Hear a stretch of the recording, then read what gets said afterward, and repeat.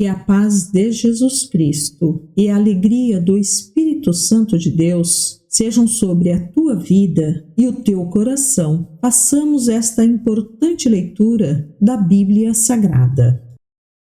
Livro de Gálatas, capítulo 2. 14 anos depois, voltei a Jerusalém, desta vez com Barnabé, e Tito também nos acompanhou. Fui lá por causa de uma revelação. Reuni-me em particular com os líderes e compartilhei com eles as boas novas que tenho anunciado aos gentios. Queria me certificar de que estávamos de acordo, pois temia que meus esforços, anteriores e presentes, fossem considerados inúteis. Mas eles me apoiaram e nem sequer exigiram que Tito, que me acompanhava, fosse circuncidado, embora fosse gentio. Essa questão foi levantada apenas por causa de alguns falsos irmãos que se infiltraram em nosso meio para nos espionar e nos tirar a liberdade que temos em Cristo Jesus. Sua intenção era nos escravizar, mas não cedemos a eles, nem por um momento, a fim de preservar a verdade das boas novas para vocês. Quanto aos líderes, cuja reputação, a propósito, não fez diferença alguma para mim, pois Deus não age com favoritismo, nada tiveram a acrescentar àquilo que eu pregava. Ao contrário, viram que me havia sido confiada a responsabilidade de anunciar as boas novas aos gentios, assim como a Pedro tinha sido confiada a responsabilidade de anunciar as boas novas aos judeus. Pois o mesmo Deus que atuou por meio de Pedro como apóstolo aos judeus, também atuou por meu intermédio como apóstolo aos gentios. De fato, Tiago, Pedro e João, tidos como colunas, reconheceram a graça que me foi dada e aceitaram Barnabé e a mim como seus colaboradores. Eles nos incentivaram a dar continuidade à pregação aos gentios, enquanto eles prosseguiriam no trabalho com os judeus. Sua única sugestão foi de que continuássemos a ajudar os pobres, o que sempre fiz com dedicação. Mas, quando Pedro veio a Antioquia, tive de opor-me a ele abertamente, pois o que ele fez foi muito errado. No começo, quando chegou, ele comia com os gentios. Mais tarde, porém, quando vieram alguns amigos de Tiago, começou a se afastar, com medo daqueles que insistiam na necessidade de circuncisão. Como resultado, outros judeus imitaram a hipocrisia de Pedro, e até mesmo Barnabé se deixou levar por ela. Quando vi que não estavam seguindo a verdade das boas novas, disse a Pedro diante de todos: se você que é judeu de nascimento vive como gentio e não como judeu, por que agora obriga esses gentios a viverem como judeus? Você e eu somos judeus de nascimento e não pecadores, como os judeus consideram os gentios. E, no entanto, sabemos que uma pessoa é declarada justa diante de Deus pela fé em Jesus Cristo e não pela obediência à lei. E cremos em Cristo Jesus para que fôssemos declarados justos pela fé em Cristo, e não porque obedecemos à lei, pois ninguém é declarado justo diante de Deus pela obediência à lei. Mas, se a busca da justiça por meio de Cristo nos torna culpados de abandonar a lei, isso torna Cristo responsável por nosso pecado? De maneira nenhuma. Se, pois, reconstruo o antigo sistema da lei que já destruí, então faço de mim mesmo transgressor da lei, pois, quando procurei viver por meio da lei, ela me condenou. Portanto, morri para a lei a fim de viver para Deus. Fui crucificado com Cristo. Assim, já não sou eu quem vive, mas Cristo vive em mim. Portanto, vivo neste corpo terreno pela fé no Filho de Deus, que me amou e se entregou por mim. Não considero a graça de Deus algo sem sentido, pois, se a obediência à lei nos tornasse justos diante de Deus, não haveria necessidade alguma de Cristo morrer.